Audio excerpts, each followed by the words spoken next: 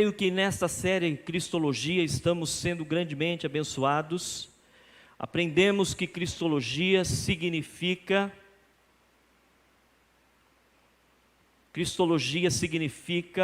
estudar a Bíblia, todos os temas relacionados à natureza de Jesus, bem como o modo da vida de Jesus, como Jesus vivia. Nós somos cristãos, então nós precisamos sim saber qual era o modo de vida de Jesus. Aprendemos que o nome de Jesus está acima de todos os nomes, e que cada nome que a Bíblia dá a Jesus comprova o seu poder de salvar, curar, libertar, proteger, restaurar, livrar. Aprendemos também com o presbítero e seminarista Wellington, nesses últimos domingos, que a igreja cristocêntrica se esvazia de si mesma, se arrepende de seus pecados. Olha só que coisa maravilhosa, irmãos. Ela se esvazia. A igreja, ela se arrepende de seus pecados, caminha segundo a vontade de Deus, reconhece Jesus como o Messias e propaga esta verdade, é feliz em Jesus, tem paz em Jesus e declara que Jesus reina em sua vida. Aleluia! E hoje nós vamos meditar na humildade de Jesus. Humildade de Jesus. Hebreus capítulo 4, versículo 15 diz assim: o nosso grande sacerdote não é como aqueles que não são capazes de compreender as nossas fraquezas. Pelo contrário, temos um grande sacerdote que foi tentado do mesmo modo como nós, mas não pecou. Hebreus 4:15. Um sacerdote que não só compreende as nossas fraquezas, pelo contrário, também foi tentado como nós somos, foi injustiçado, como muitas vezes já fomos também, mas não pecou, não pecou. E eu quero então refletir sobre a humildade de Jesus, esse grande sacerdote. Por isso que estamos aqui hoje. Eu peço a Deus que fale aos nossos corações, nos ensine mais um pouquinho, e que possamos crescer. Já falei aqui também algumas vezes, para a galera do videogame. Galera do videogame, está com o videogame ali jogando um joguinho, e quer o quê? Passar de fase, de level, não é? Passar de fase. E nós, irmãos, como cristãos, precisamos também passar de fase. E quando olhamos para a Cristologia, para o estudo sobre Jesus na Bíblia, o modo que Jesus vivia, nós vamos então ser confrontados. E quem é que gosta de ser confrontado aqui, fica com a mão abaixada? Está vendo? Todo mundo gosta de ser confrontado? Não? Claro que não. Ninguém gosta de ser confrontado. Mas quando nós olhamos para a vida de Jesus, nós somos confrontados. Então, meus irmãos, a humildade de Jesus nos ensina muito, todos os dias. E é isso que eu peço a Deus, que a humildade de Jesus nos ensine mais um pouco nesse estudo de Cristologia. Existe uma ilustração que diz o seguinte, irmãos. Um caminhão estava passando debaixo de uma ponte e ficou preso. Eu já vi essa cena. Quem já viu aqui, pessoalmente? Eu já vi essa cena. E ele fica preso. E ali então aqueles homens tentaram, só que o que eu estou falando é uma ilustração. Aqueles homens então tentaram tirar o caminhão. E o caminhão ia para frente e não passava. E depois tentava voltar e também não passava. E ali aqueles homens, aqueles guardas da CET desviando o trânsito, ajudando, e os técnicos bolando uma estratégia para tirar, e chegaram à conclusão que estava muito difícil. E tinha uma criança ali, humilde, olhando aquela cena, e ficava lá, erguendo a mão, querendo falar, e aqueles guardas, sai daqui criança, vai para lá, vai para sua casa, que você está atrapalhando, você vai se machucar, sai daqui. E aquela criança olhando aquela cena, e aqueles homens não sabiam mais o que fazer, então teve uma brilhante ideia: vamos cortar a cabine do caminhão, o teto. Vamos serrar o teto, e aí então nós vamos tirar o caminhão. E os engenheiros concordaram com isso, e foram então buscar as ferramentas, meus irmãos, e aquela criança então falou: posso falar? Aí todos pegaram a atenção, e olharam para aquela criança, e a criança falou: não é melhor murchar os pneus? Aí aqueles técnicos engenheiros olharam para cima, depois olharam para baixo e viram aquelas rodas enormes, e falaram: essa é a solução. E aí então, meus irmãos, a Bíblia nos fala, lá em Salmos 8:2, pela boca das crianças e dos recém-nascidos, instruístes os sábios e poderosos, silenciando os inimigos e maldosos, porque são adversários teus. Às vezes uma criança humildemente vai nos ensinar tantas coisas. E então é que nós vamos ver que Jesus, em várias fases de sua vida, em várias fases, ele permaneceu humilde. Permaneceu humilde. Na pobreza e na riqueza, Jesus permaneceu humilde. Lucas 2,7, então Maria deu à luz a seu primeiro filho, enrolou o menino em panos e o deitou numa manjedoura, pois não havia lugar para eles na pensão. Na pobreza e na riqueza, Jesus sempre é o mesmo. Não há sombra de mutação. Ele é o mesmo. E precisamos aprender com isso, igreja. Em todas as situações, sermos os mesmos. Então, meus irmãos, Jesus, ele transformou aquele lugar simples. Ali onde ele nasceu, porque não havia lugar para eles na pensão, na estrebaria. Meus irmãos e minhas irmãs, ali ele foi então, naquela estrebaria, porque não tinha lugar para eles no hotel.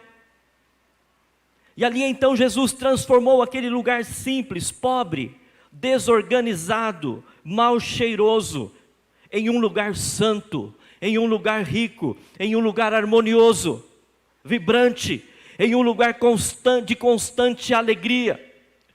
A manjedoura simples virou um berço de ouro. Um estábulo foi cenário de uma orquestra de anjos que cantavam. Ela ficou melhor do que qualquer teatro municipal que vai receber uma filarmônica, não sei da onde. Aquele lugar simples, pobre, virou então um lugar santo, um lugar muito bonito, digno de acomodar uma orquestra de anjos. Meus irmãos e minhas irmãs, e aqueles anjos cantaram: glória a Deus nas alturas e paz na terra aos homens aos quais Ele concede o seu favor. Mateus relata a presença de 3 reis naquele pobre lugar, que se tornou mais importante do que a sala oval da Casa Branca. Quem já esteve na sala oval da Casa Branca? Nem pela televisão? É um lugar muito chique. Se você entrar no Google, você vai ver várias fotos do Obama, ex-presidente dos Estados Unidos, numa sala oval. Lugar bonito, lugar chique. Pela televisão a gente vê assim, pela tela do computador, aquele tapete, com aquela águia imponente, timbrada no tapete. Meus irmãos, aquela estrebaria, humilde, pobre, se tornou um lugar mais precioso, porque ali recepcionou 3 reis, com presentes preciosos e ao mesmo tempo com uma simplicidade simbólica impressionante. O ouro, dizendo sobre a realeza de Jesus, aleluia. Oh glória, um lugar simples, pense nisso. A sua casa é simples, o seu convívio é simples, aonde você está é simples, você é uma pessoa simples, mas com Jesus você pode se tornar alguém muito especial. Outro rei trouxe incenso, simbolizando o sacerdócio de Jesus, aleluia. O outro trouxe mirra, simbolizando sua morte propiciatória, ou seja, aquele que morreria em favor de toda uma humanidade pecadora que tinha um único destino, o inferno. Mas ali então Jesus morreu para resgatar todas essas pessoas, as quais nós estamos incluídos também. Isso é bênção. Jesus é o mesmo na pobreza, é o mesmo na riqueza, não tinha onde recostar a cabeça, contudo afirmou que na casa de seu pai há muitas moradas, como alguém pobre, alguém que não tem onde recostar a cabeça, mas afirma veementemente, na casa de meu pai há muitas moradas. Meus irmãos, essa é a diferença quando somos humildes, na pobreza e na riqueza. Jesus passou por todos esses momentos de carestia, nós passamos também, momentos de aperto, momentos de dificuldade, momentos de ponta do lápis, momentos de enxugar, momentos de deixar de fazer isso para fazer aquilo, momentos de comer só uma mistura, ovo, momentos, meus irmãos, de comer uma pizza, mas momentos também de fazer uma pizza de pão. Ali você joga um queijinho em cima, um orégano, ali um negocinho, põe no forno, sai uma pizza de pão, né, presbítero Rubens? Então, meus irmãos, tudo faz diferença quando nós mantemos a nossa humildade, a humildade de Jesus. Tudo faz diferença, tudo faz diferença. Na pobreza e na riqueza, Jesus, ele foi o mesmo. Na pobreza ele não chorou, ele transformou aquele cenário em um cenário de vitória. E na sua riqueza, ele não esnobou. Ele falou: olha, vocês estão comigo, fiquem em paz, porque na casa do meu pai há muitas moradas. Não discriminou ninguém. E nós, como somos na riqueza e na pobreza? Será que temos várias personalidades?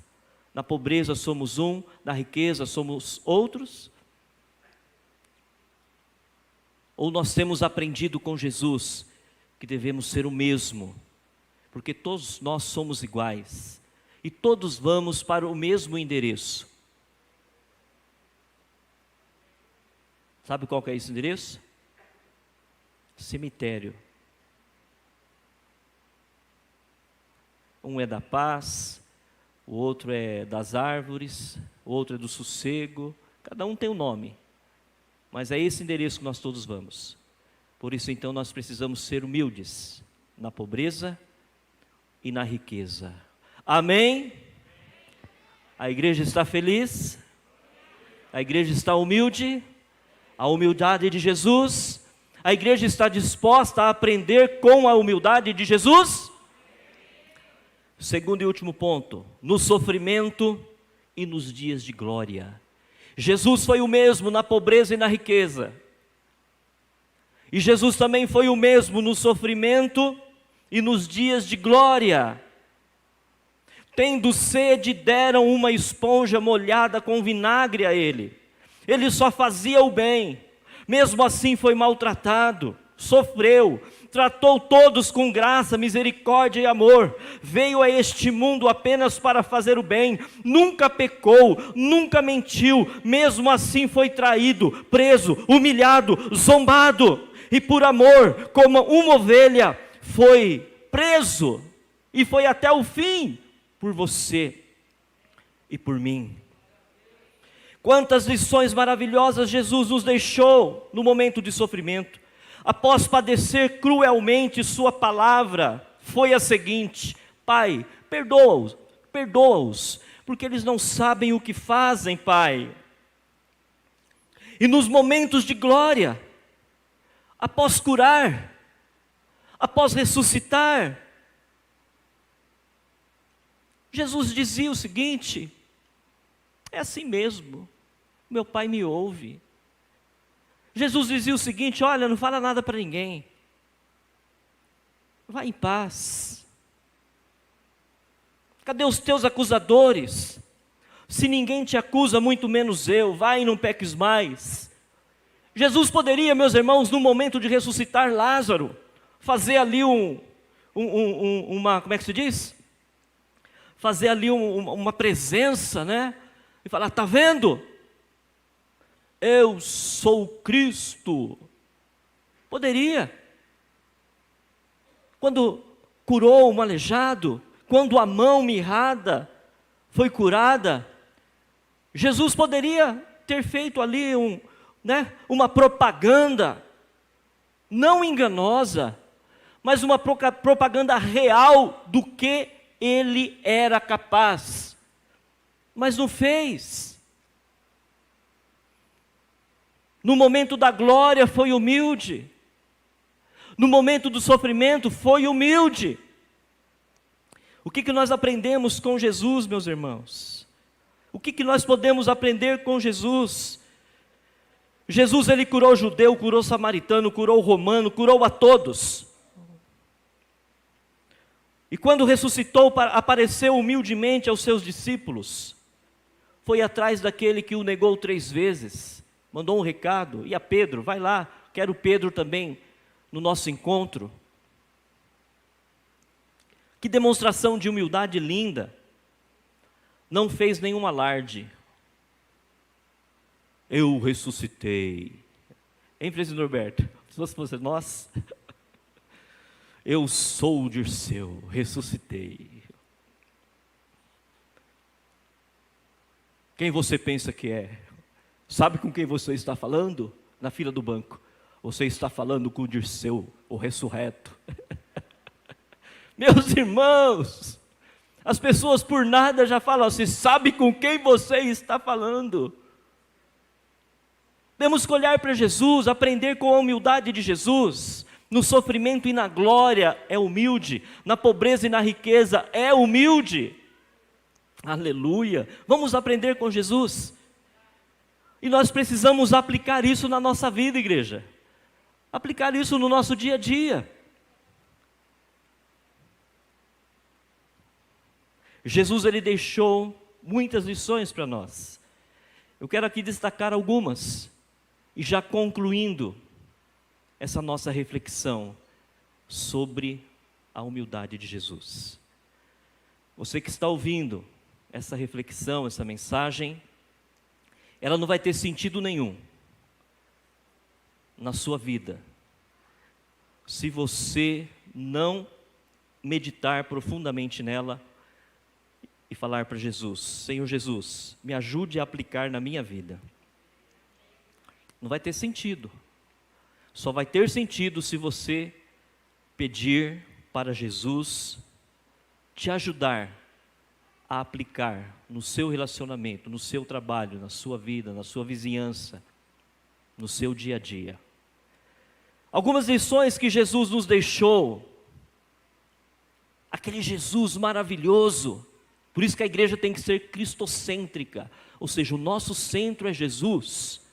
Aquele Jesus que na pobreza e na riqueza permaneceu humilde. Aquele Jesus que no sofrimento e nos dias de glória permaneceu humilde.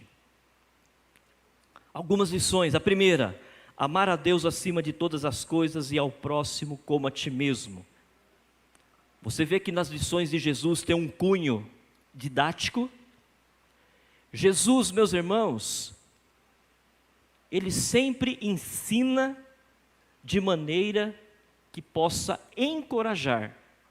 Jesus nunca abre a sua boca por abrir. Eu não tenho o que falar, vou falar. Não. Tudo que Jesus faz é pensado. Tudo que Jesus fala tem profundidade. Ou seja, amar a Deus acima de todas as coisas e ao próximo como a ti mesmo. Você tem que amar a Deus e ao seu próximo como você mesmo. Segundo ensinamento, dentre muitos, que eu quero destacar nessa noite. Tudo é possível ao que crê. Jesus falou isso. Tudo é possível ao que crê. Amém? Esta causa que você tem colocado diante de Deus, continue orando. Continue pedindo. Porque tudo é possível ao que crê. Outro ensinamento. O reino de Deus está dentro de nós. O reino de Deus está dentro de nós. Eu não preciso procurar o reino de Deus em outro lugar. Eu não preciso procurar o reino de Deus em emoções. Eu não preciso procurar o reino de Deus em conhecimento secular, seja o que for. Eu não preciso buscar o reconhecimento de Deus em algum lugar. Olha, eu preciso ir no templo tal, porque lá está a palavra. Eu preciso tomar um banho no Rio Jordão, porque lá está o reino. Eu preciso conhecer a Terra Santa, porque lá está o reino. Eu preciso ir para Genebra, porque lá está o berço do protestantismo. Não, o reino de Deus está dentro de nós. Tudo que nós precisamos está dentro de nós. Jesus já disse isso.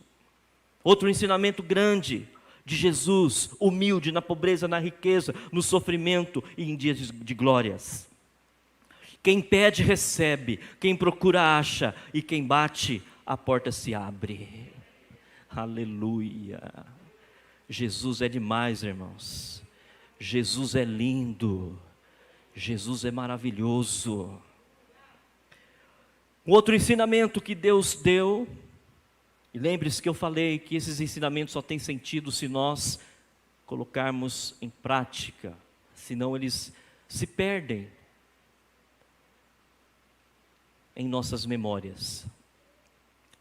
Jesus, ele falou, meus irmãos, aquele Jesus que você conhece e que nós estamos falando dele num olhar cristocêntrico, aquele Jesus que foi humilhado, que deram esponja molhada de vinagre quando ele estava com sede, que zombaram, que cuspiram nele, que tiraram as suas vestes, venderam as suas vestes. Aquele Jesus, ele deixou um ensinamento muito importante, um outro ensinamento muito importante que diz o seguinte: dê a outra face.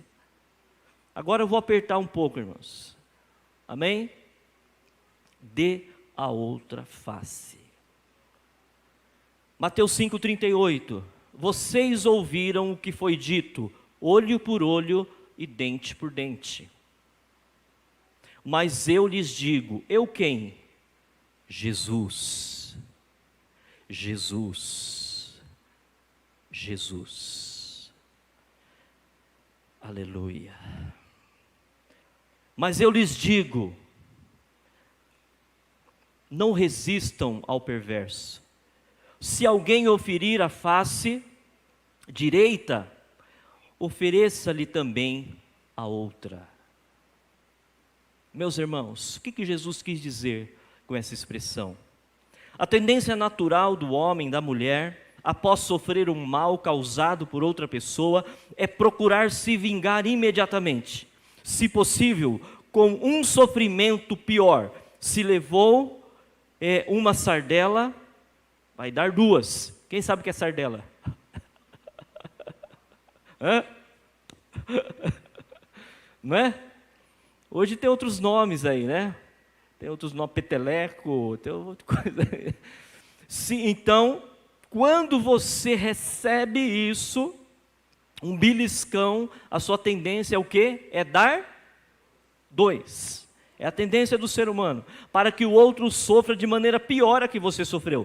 Os discípulos de Jesus, sujeitos ao reino de Deus, devem ter outra atitude. Outra atitude. Sofrendo um mal, ao invés de procurarem vingar-se, devem estar preparados a sofrer outro mal. Ou seja, você recebe o mal, os discípulos recebem o mal e nem ainda assimilou aquele mal, já está se preparando. Bom, pode vir outro pior. Então vamos ficar firme em Jesus. Meu Deus. Meus irmãos, talvez essa atitude ilustre, mostra aquela parte de Mateus 5 mesmo. Bem-aventurados mansos de coração. Amém? Bem-aventurados mansos de coração. É uma atitude oposta do olho por olho e dente por dente.